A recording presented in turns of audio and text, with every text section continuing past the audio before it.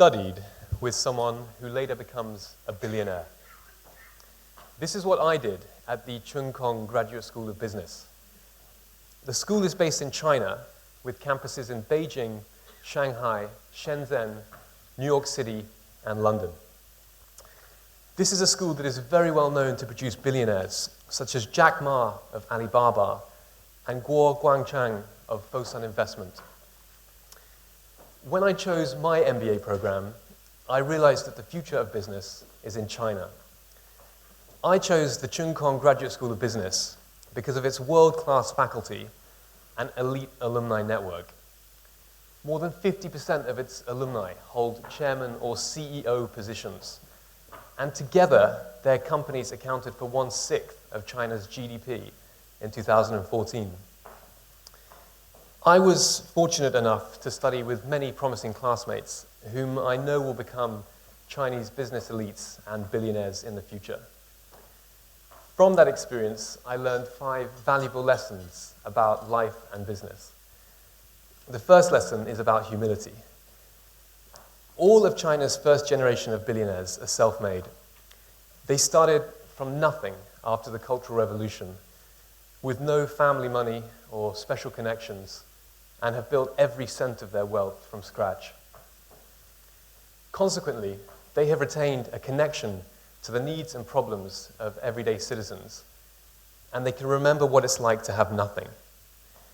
China's richest man, Wang Jianlin, started his career as a border patrol guard in the army, and later became an office administrator. He now has a personal fortune of $30 billion and owns 20% of Atletico Madrid here in Spain.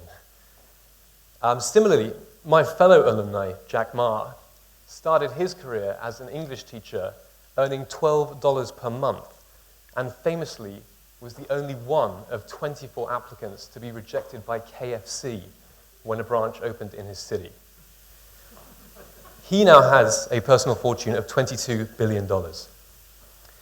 These modest beginnings give you a feeling of humility, and they show that staying humble keeps your finger on the pulse of real needs and problems, it keeps your ego in check, and it focuses you on long-term decision-making. My second lesson is about thinking big. It's now a cliche to talk about the market size of China, but with more than 1.3 billion people, it is the single largest market on Earth. This size naturally teaches businesses and entrepreneurs to think big. And when businesses and entrepreneurs think big, they become motivated to take on greater levels of risk and to pursue bigger opportunities. This explains why 25% of all startups worldwide in the unicorn class come from China. The size of the Chinese market is so big that many Chinese firms are slow to expand internationally. As a result, many people outside China have not heard of some of the largest companies in the world. Did you know that Apple's single largest source of income for its App Store globally comes from China's Tencent, which operates WeChat? How many of you here use WeChat? 3. But anyway, it's this size of China that naturally makes you dream big and shoot for the moon. My third lesson is about experimentation. In a market this big, you realize the gravity of decision-making. As the saying goes, with great power comes great responsibility.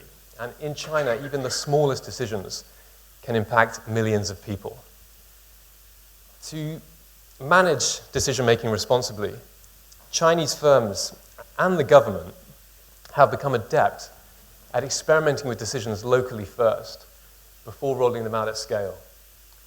So for companies, this means creating hypotheses, setting up experiments in local submarkets, and analyzing performance data to make the right decision. For the government, it means tinkering with social and economic reforms in cities and provinces, such as the Shenzhen Special Economic Zone, where problems can be identified and adjustments made before being rolled out nationwide.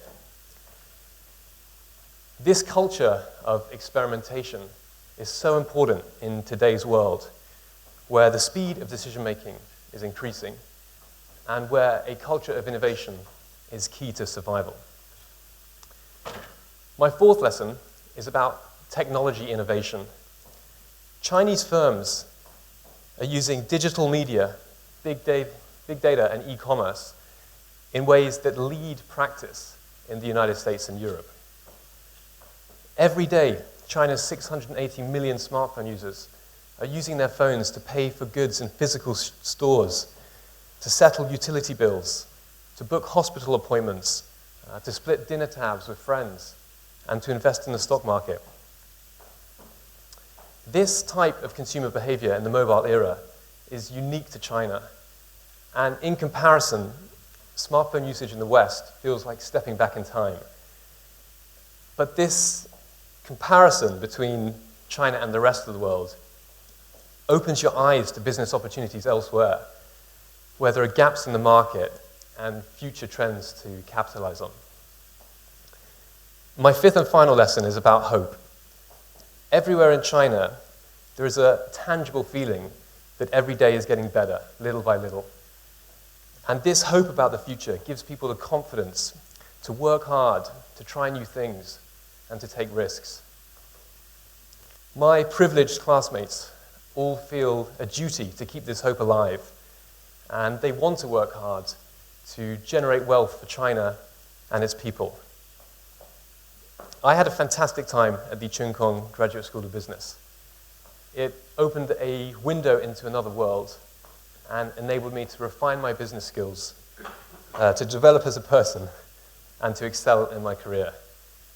If you have any questions about studying or conducting business in China, please come and see me after. My name is Rory. Thank you very much.